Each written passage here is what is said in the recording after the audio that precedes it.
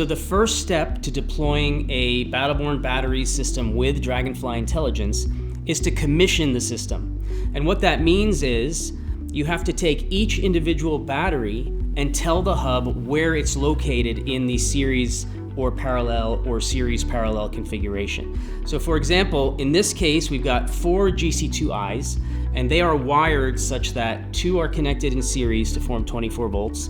The other 2 are connected in series to form 24 volts. And then these 2 strings are connected in parallel. So we've got a 24 volt series parallel system. But when we tell the hub that we're adding batteries to the system, the hub needs to know where in the system those batteries are.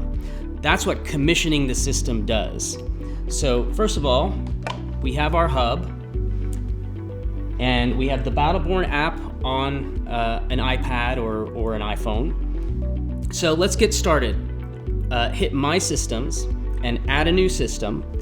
And you can see that there are 3 hubs that this particular iPad is detecting. That's via Bluetooth. We've got 3 hubs in the vicinity. And you can either click on the one that you know. For example, I can read on this hub, it ends in 153. But rather than clicking on that, I'm just going to scan it via the QR code. And there it is. So now the hub is added.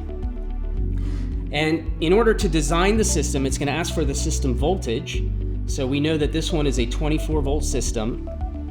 The battery model is a BBGC2i.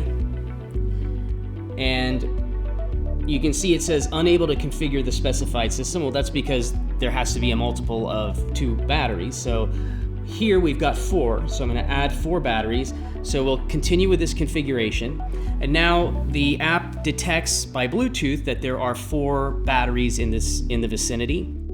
So this first battery on the left side here ends with the digits 1, 2. So we'll select that one first. And we want to, at least so that we know where it is, we can rename that one L1.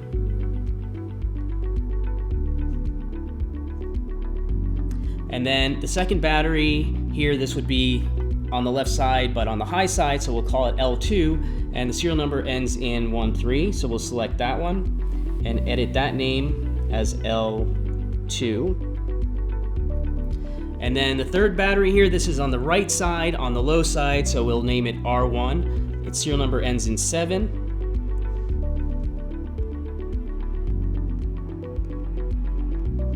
And then finally, the last battery, just to demonstrate that you don't have to know the serial number, but let's just scan this one. So we'll scan the QR code. And we're going to rename this battery R2.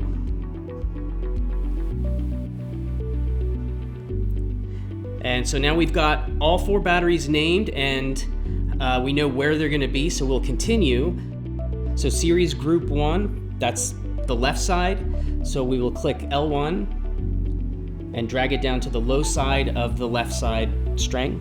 And then L2, we'll drag it to the high side of the left side string. And then R1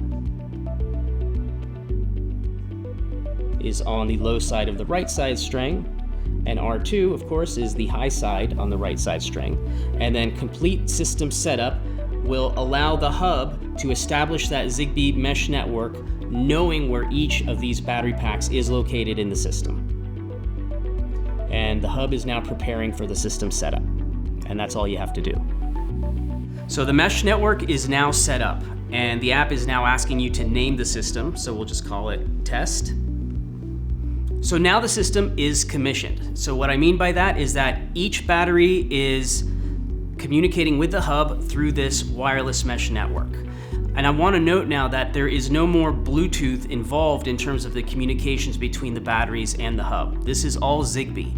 So the app is no longer involved in the actual commissioning of the battery and normal operation of the batteries. If one battery falls out of the mesh network because it was drained too low or something, when it comes back online, it will automatically rejoin the network. But the system is fully commissioned and ready to go. Let's do some tests.